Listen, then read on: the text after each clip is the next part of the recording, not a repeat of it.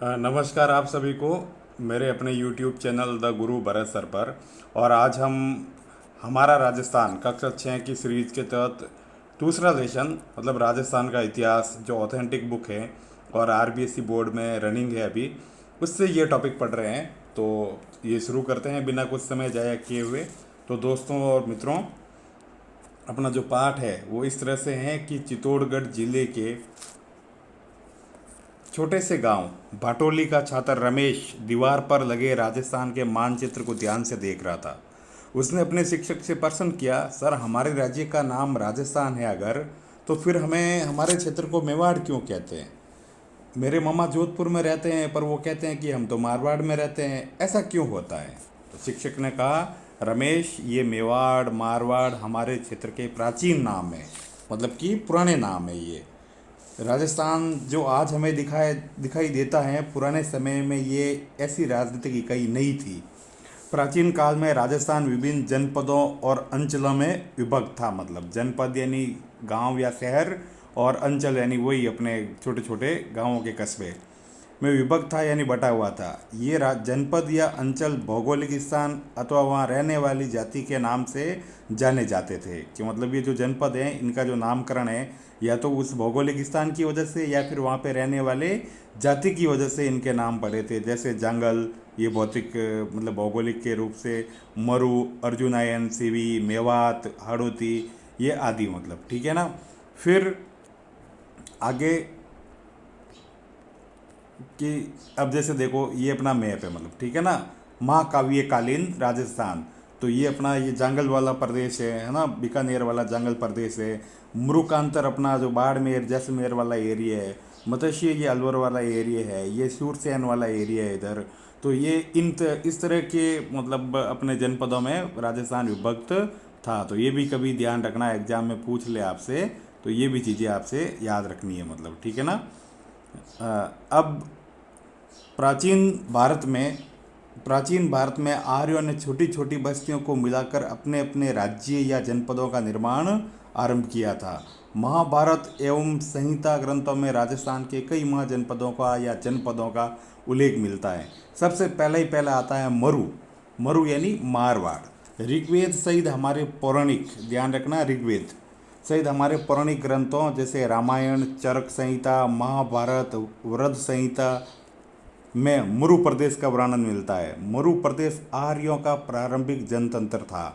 आर्यों का प्रारंभिक जनतंत्र पूछे तो कौन सा था भाई? मरु प्रदेश, जिसमें वर्तमान में बीकानेर, ये भी ध्यान रखना, वर्तमान में बीकानेर, नागौर, चूरू, गंगानगर और जैसलमेर, तो 1, 2, 3, 4, 5 और 6 जिलों के कुछ भाग सम्मिलित थे। कालांतर में इस क्षेत्र में कुछ विस्तार के साथ कुरु, मध्य तथा जांगल नामक जनपदों का निर्माण भी हुआ। मतलब तो ध्यान रखना, ये मतलब अपने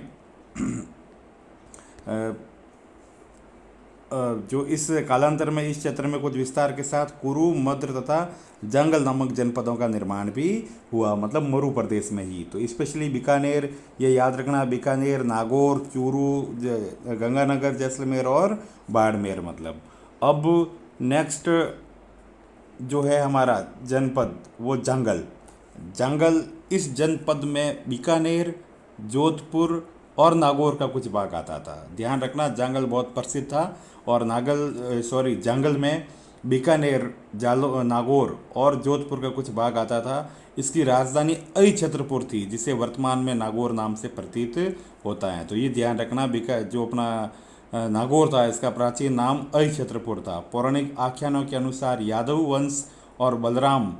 वंश के बलराम और श्री कृष्ण द्वारका जाते समय इसी क्षेत्र से गुजरे थे। तो ध्यान रखना, कभी कभी ऐसा भी आ जाए सवाल कि मतलब कौन से प्रदेश से या जनपद से मतलब अपने से बलराम और श्री कृष्ण द्वारका जाते समय गुजरे थे या रुके थे या निकले थे।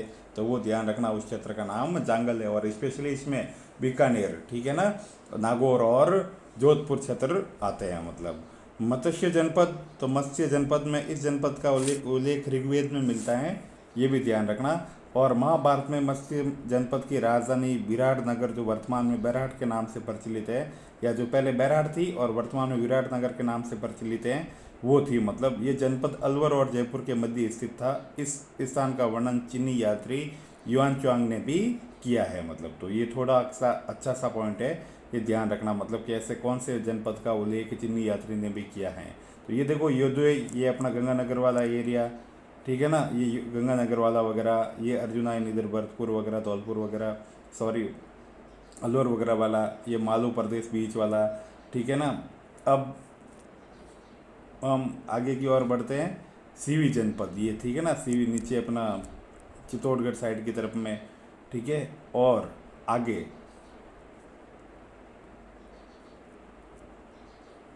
सूरसेन, सूरसेन जनपद तो राजस्थान के भरतपुर, धौलपुर और करौली के अधिकतर, मतलब धौलपुर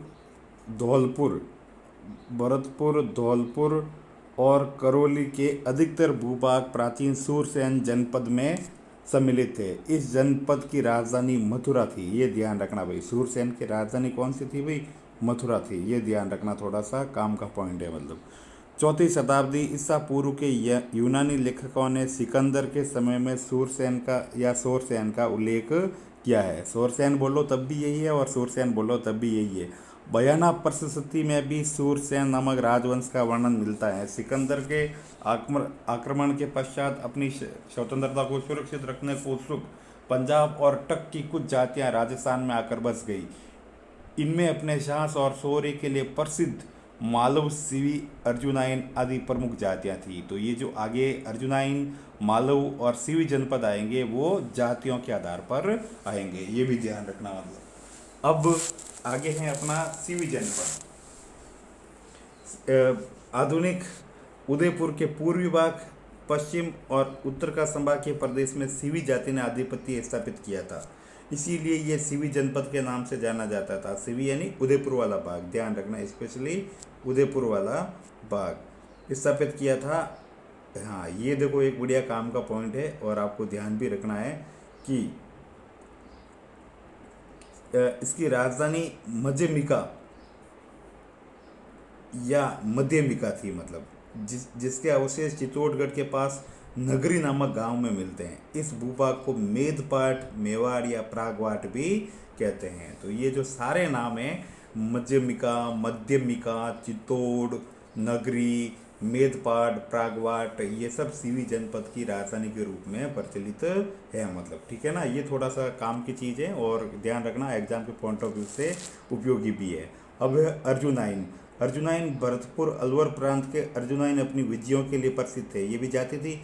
अर्जुनाइन ने मालवों के साथ मिलकर विदेशी क्षत्रपों को परास्त किया था। मतलब ठीक है ना, मालव जाति के साथ मिलकर इन्होंने विदेशी लोगों को पराजित किया था। तो अब हम पढ़ते हैं मतलब मालवों की शक्ति का केंद्र जयपुर के निकट नगर था, जो वर्तमान में टोंक जिले में अवस्थित है। कालांतर में ये अजमेर, टोंक और मेवाड़ क्षेत्र तक फैल गए। मतलब मालव, टोंक, प्रतापगढ़ और झालावाड़ का क्षेत्र मालव देश के अंतर्गत आता था। मालवों की दिग्विजय का युग अभिलेख नानसा भीलवाड़ा में लगा हुआ है।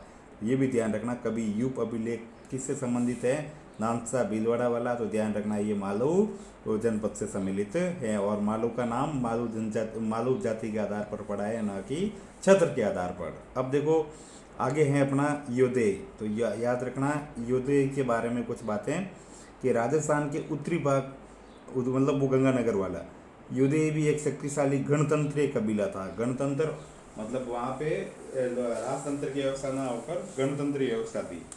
संभवतः योदय ने ही उत्तरी भारत से कुषाण शक्ति को नष्ट किया था। मतलब ठीक है ना, ये भी ध्यान रखना कि भाई उत्तरी भारत में जो उत्तरी राजस्थान से जो कुषाण शक्ति थी, कुषाण वंश था, उसको नष्ट किया था। गुप्त काल तक भी ये गणतंत्रीय व्यवस्था अपने अपने क्षेत्र में बनी रही। ऐसा प्रतीत होता है कि गुप्त सम्राटों ने इन्हें अर्ध आश्रित रूप में बनाए रखा, परंतु 5वीं सदी के बाद हूण आक्रमणों के बाद यहाँ से गणतंत्रीय जनपदों की व्यवस्था को समाप्त कर दिया गया और व्रत संहिता नामक ग्रंथ में इनके पतन की चर्चा है।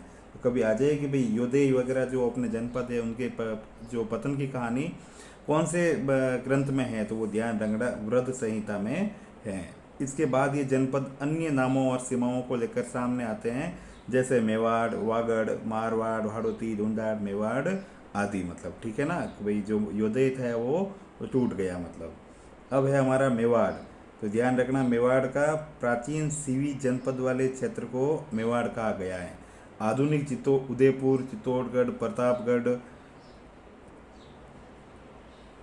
राजसमंद, भीलवाड़ा जिले जिन्हें जिले मेवाड़ राज्य के क्षेत्र रहे थे। इस क्षेत्र पर 7वीं शताब्दी से आधुनिक राजस्थान के निर्माण तक गुइल सिसोदिया वंश का राज रहा था, मतलब कि महाराणा प्रताप वंशज वाले।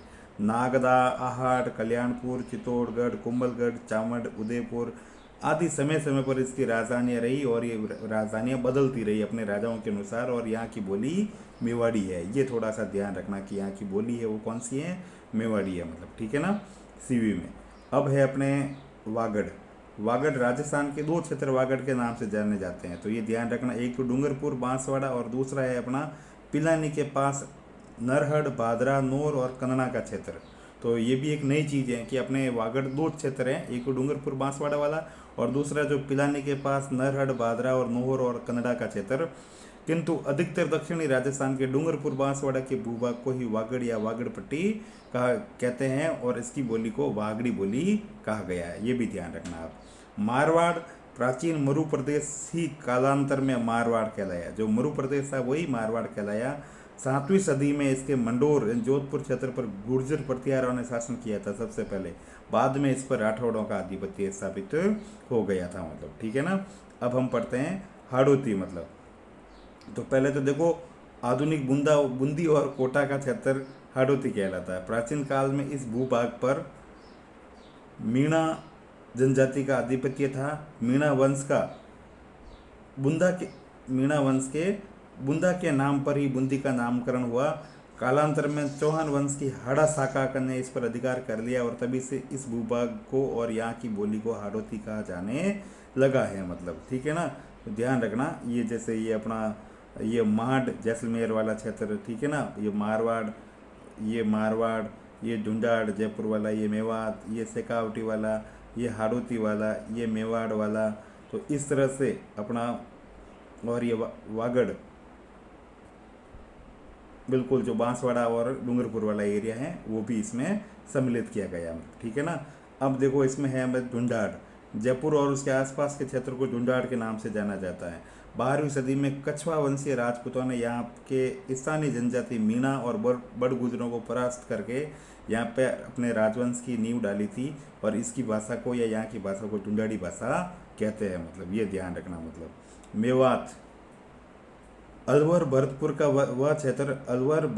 वह क्षेत्र जहाँ मेव जाति की अधिकता रही है मेवात कहलाता है। ध्यान रखना, ये भी जाति आधारित क्षेत्र है, मतलब जहाँ पे मेव जाति के लोग ज़्यादा रहे हैं वो मेवात कहलाता है, और स्पेशली अलवर और भरतपुर ये भी। मेवातियों का प्रसिद्ध नायक हसन खान मेवाती था। ध्यान रखना, जो खानवा के युद्ध में राणा सांगा की ओर से बाबर के विरुद्ध लड़ता हुआ मारा गया था। तो यहाँ का जो प्रसिद्ध नायक था वो हसन खान मेवाती था, मतलब बहुत ही अच्छा सवाल है। और जो खानवा के युद्ध में, कभी कभी युद्ध भी पूछ ले, राणा सांगा की ओर से बाबर के विरुद्ध युद्ध करता हुआ मारा गया था। इन सब अंचलों के अतिरिक्त भी राजस्थान के कुछ अन्य क्षेत्र जैसे जैसलमेर को मांड या वल, ये भी ध्यान रखना है ना, वल, जोधपुर का दक्षिणी भाग गुर्जरतरा, प्रतापगढ़ को कांठल, झालावाड़ का क्षेत्र मालवा, चूरू, झुंझुनू, सीकर आदि क्षेत्र को शेखावटी, ब्यावर, अजमेर का क्षेत्र मेरवाड़ा आदि नाम से भी जाना जाता है। राजस्थान और इसके विभिन्न क्षेत्र भूगोल और परिस्थितियों के फलस्वरूप अनेक बोलियों, वेशभूषा, व्यवहार और परंपराओं का धनी है। शिक्षक द्वारा अपनी बात समाप्त करते ही रमेश और उसके साथियों को ऐसा लगा कि वे राजस्थान के हर अंचल को समझ चुके हैं, मतलब ठीक है ना। अंचल यानी क्षेत्र, ऋग्वेद यानी प्राचीन ग्रंथ, क्षत्रप यानी प्रांत का मुख्य या फिर वर्तमान में जैसे राज्यपाल। भारत में शक जाति के शासकों हेतु प्रयुक्त भी क्षत्रप शब्द इस्तेमाल किया जाता था। तो इस चैनल को आप लोग अधिक से अधिक सब्सक्राइब कीजिए, अधिक से अधिक लाइक कीजिए, अधिक से अधिक आप क्या कहते हैं इसको दोस्तों के बीच में साझा कीजिए, शेयर कीजिए, और इस चैनल को और अधिक से अधिक व्यूज और अपने दोस्तों के बीच में शेयर करें। आपकी तैयारी के लिए all the best. Thank you, सुनने के लिए बहुत बहुत शुक्रिया।